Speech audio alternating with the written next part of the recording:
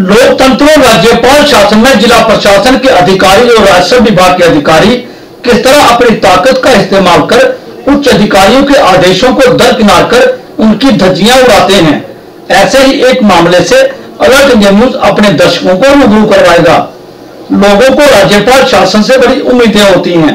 Alert India news आपको ये दिखाएगा कि राज्यपाल शासन में किस तरह राजस्व विभाग में तानाशाही का आलम चल रहा है। आपको बता दें कि बंदोबस्ती रास्ते से जुड़ा एक मामला प्रकाश में आया है। ये रास्ता शमरूनिया से खानपुर बाया पलाई से मिलता है। माननीय financial commissioner revenue Jammu Kashmir की अदालत ने इस मामले पर गौर करते हुए इसे लोगों के हक में कर आदेश जारी कर दिया। देखने की बात यह है कि जो आदेश फाइनेंशियल कमिश्नर ने लोगों के हक में दिया, उस आदेश पर ही एसीआर कठुआ जितेंद्र मिश्रा ने स्टेटस को लगा दिया। यह विडंबना यह है कि राजस्व विभाग की ऑनरेबल कोर्ट के आदेश को एसीआर कठुआ ने स्टेटस को लगाकर 7 दिन के लिए ठंडे बस्ते में डाल दिया। गौरतलब यह है कि जब इस बंदोबस्ती रास्ते पर कब्जा किया गया, उस वक्त भी एसीआर जितेंद्र मिश्रा नायब तहसीलदार के पद पर शमरूनिया में आसीन थे। इससे यह साफ जाहिर होता है कि दाल में कुछ काला नहीं बल्कि दाल ही पूरी काली है। आपको सुनवाते हैं कि इस मामले पर स्थानीय लोगों का क्या कहना है। खतरियाल गांव का नंबरदार हूँ। तो ये ज़मीन ओमकार जो सरपंच है ना, इसकी ये अपनी ज़मीन नहीं थी। इसने ये मूल्य ली थी ज़मीन आज से कोई 15-20 साल हुआ तो अपने चाचे के लड़के से 80,000 की ली। तो जब इसने ली तो इसने हमारा ये रास्ता हमारे इसकी ज़मीन के साथ मिलता था। तो यहाँ बड़ियाँ भी लगी थी, हमारा चहल खाना था। हम जब डाडी बैडी लेकर आते थे तो शमशान घाट में आते थे इसी रास्ते से। तो मैंने हमारा जो रोड ब्लॉक किया, जीटी रोड ब्लॉक किया। ब्लॉक करने के बाद डीसी एसपी तहसील पूरा डिपार्टमेंट यहाँ आया। जब उन्होंने देखा कि जो वाकई ये रास्ता है, फिर हमारा जब इधर तहसीलदार पटवारी गुरदौर आए, वो कहने लगे, उन्होंने फैसला हमारे हक में दे दिया। फिर इन्होंने क्या किया, हमारा डिब काम में जम्मू में अपील कर दी। उधर से स्टे आए, उधर हम हमारा केस लड़ा। दोनों गांव वालों, बगवाल और खतरियाल के दोनों गांव वालों ने लड़ा। फिर उधर फैसला हमारे हक में, फिर इन्होंने फाइनल कमिश्नर में अपील कर दी।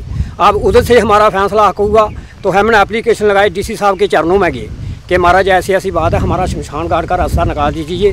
निकाल दिए। उसने हमारा हमने एप्लीकेशन ली, उसने मार के की मडीन तहसीलदार में। तो तहसीलदार ने नायब ने भी की। करने के बाद जब हमारा ये काल परसों भी तहसीलदार के पास हम गए कि महाराज जब धान लग जाएगा, फसल लग जाएगी, हमारा रास्ता निकाल दीजिए। लेकिन आज महाराज आज मुझे पता चला सीआर मिश्रा उसने स्टे दे दिया कि 7-8 दिन तक वहाँ कोई कार्रवाई नहीं होगी, कोई रास्ता नहीं बनेगा, कोई रास्ता नहीं खुलेगा। तो उस बस तो अब उन्होंने हमारा धान ले लिया, अब रास्ता कैसे खुलेगा। बंदोबस्ती रास्ता हमारा हरि सिंह के टाइम का रास्ता है। पहले भी सड़क जो है वो राजबाग वाली सड़क नहीं थी, चढ़वाल वाली पक्की सड़क नहीं, यही रास्ता था। अमरूचक सियालकोट से जितना भी सामान आता था बुलौर तहसील को, कड्डू मानल को, सब इधर से जाता था। ऊँटों पर लादकर, खच्चरों पर लादकर, गड्ढे पर लादकर जाता था। ये एक मीन रास्ता था। 47 से पहले अमरूचक से लेकर माल आता था जो हमारा कहने का पूरा। सर यहाँ ये जो रोड है, बंदोबस्ती रोड है, ये किसी ने इनक्रोच कर ली। तो लोगों ने काफ़ी किया है, जिम्मेदार लोग हैं। बंदोबस्ती रोड है, मोर देन 150 साल से पहले की ये चल रही है। ये चीज़ है, कुछ लोगों ने मिलके रेवेन्यू अथॉरिटी के साथ मिलके ये इस पर जबरन कब्जा कर लिए हैं। तो पहले भी तहसीलदार साहब आए थे 5-10 साल पहले, तो उन्होंने उस समय ये इसकी डिमार्केशन की थी। उसके बाद ये लोग वहीं पर स्टे लेने के चले गए डिबकाम के पास। डिबकाम ने भी फैसला पब्लिक के इंटरेस्ट में दे दिया कि ये रोड है, ये चलेगी। उसके बाद इन्होंने फाइनेंस कमिश्नर के पास अपील कर दी, उसने भी पब्लिक में दे दिया कि ये रोड है। अच्छा जी।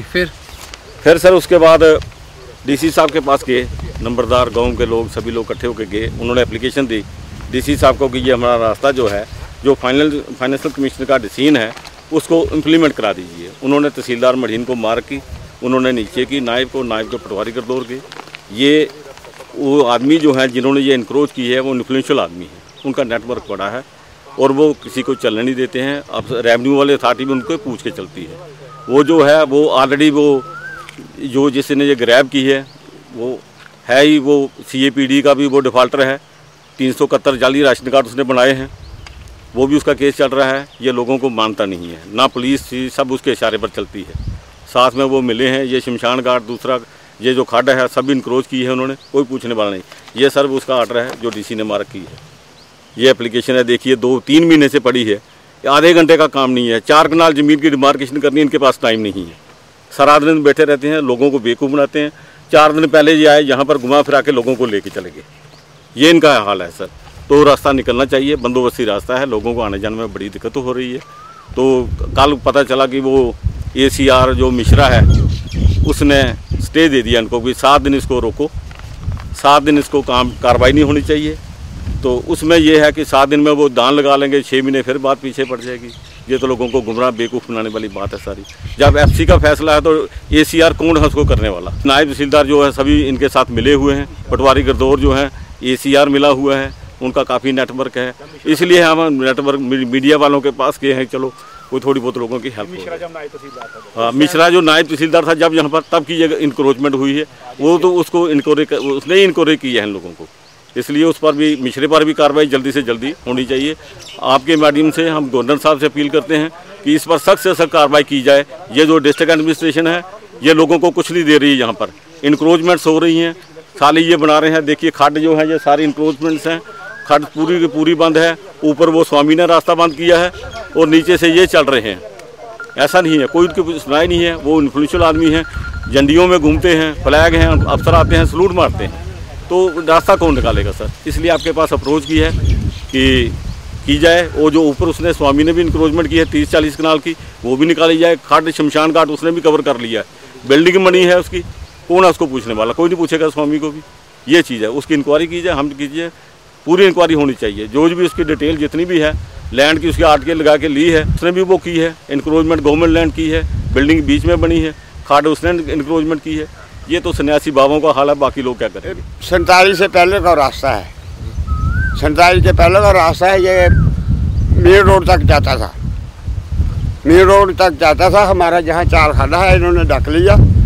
तो हमने 3-4 साल मुकदमा किया, फिर देव कम ने हमारे हक में फैसला दिया। ये लोग कुछ नहीं करते, जो छोटे लोग मुलाजिम हैं। किताब साहब, आप हमें ये बताइए कि ये जो रोड आ रहा है, जी क्या ये कागजों में रोड है? जी हाँ है सर। कार्ड में जो ऑर्डर आया उसमें तो 1999 बिक्रमी का कोई इंतकाल हुआ है, 229 नंबर। मानते हैं कि ये जो है पुराना रास्ता है? जी हाँ, रिकॉर्ड में है सर। बड़े बड़े दावे किए जा रहे हैं जिला प्रशासन की तरफ से अवैध कब्जों को हटाने के लिए, लेकिन आपने इस रिपोर्ट में देखा कि जमीनी हकीकत और अंदरूनी हालात क्या हैं। अब ये देखना और दिलचस्प होगा कि जिला प्रशासन और राज्यपाल इस रिपोर्ट के बाद क्या संज्ञान लेते हैं और लोगों को बंदोबस्ती रास्ता खोलने पर राहत मिलती है या नहीं। कठुआ से मोहन शर्मा, अलग इंडिया न्यूज।